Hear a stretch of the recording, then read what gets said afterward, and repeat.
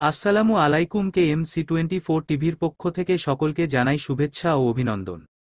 আজ হবে আপা নিধন কর্মসূচি। হাসনাত আব্দুল্লাহ আওয়ামী লীগের ভেরিফায়েড ফেসবুক পেজে সম্প্রতি দেখা যায় একটি পোস্ট, যাতে লেখা 10ই নভেম্বর আসুন জিরো পয়েন্টে, বাংলাদেশের গণতন্ত্র পুনরুদ্ধারে। পরে আওয়ামী লীগের ফেসবুক পেজে অপর এক পোস্টে নেতাকর্মীদের উদ্দেশ্য করে লেখা হয়, স্বাধীনতা ও সার্বভৌমত্ব রক্ষায়, গণতন্ত্র ও সুবিচার প্রতিষ্ঠায় দলে দলে ঢাকায় আসুন। পোস্টে বিকাল 3টায় কর্মসূচি শুরু হবে বলে জানানো হয়।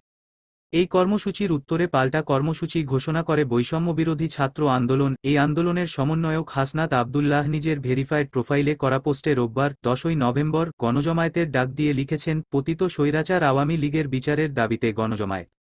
এরপর আজ দুপুর 11টার দিকে ফেসবুক লাইভে আসেন তিনি। প্রথমেই সবার উদ্দেশ্যে হাসনাত বলেন, আজ হবে আপা নিধন কর্মসূচি। দীর্ঘ এক যুগ থেকে বারবার বলা হতো, দেখা না দিলে বন্ধু কথা কইও না। যারা একথা বলতেন তাদের বলছি, আপনারা দয়া করে দেখা দেন প্লিজ, কারণ আপনাদের দেখার জন্য বাংলাদেশের প্রতিটি মানুষ রাস্তায় নেমে আসবে। আপনাদের আমরা একটু দেখতে চাই।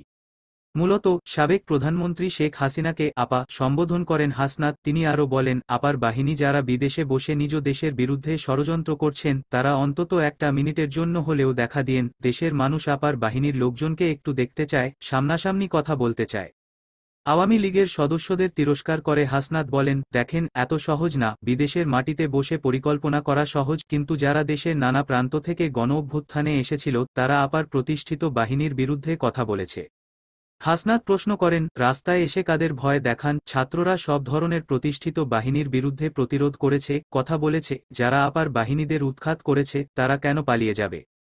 তিনি মশকরা করে বলেন, ছাত্রলীগ কিংবা মুজিববাদের যারা রয়েছে, তারা মূর্খ। পড়াশোনার সাথে তাদের ন্যূনতম সম্পর্ক নেই। সামাজিক যোগাযোগ মাধ্যমে কমেন্ট করার ক্ষেত্রে তাদের কোন যোগ্যতা নেই? একটা কমেন্ট সবাই না বুঝে কপি পেস্ট করছে। সকল প্রকার আপডেট, সংবাদ, ফানি, বিনোদন ও সামাজিক ভিডিও দেখতে আমাদের চ্যানেলকে MC24 টিভি সাবস্ক্রাইব করুন। ধন্যবাদ।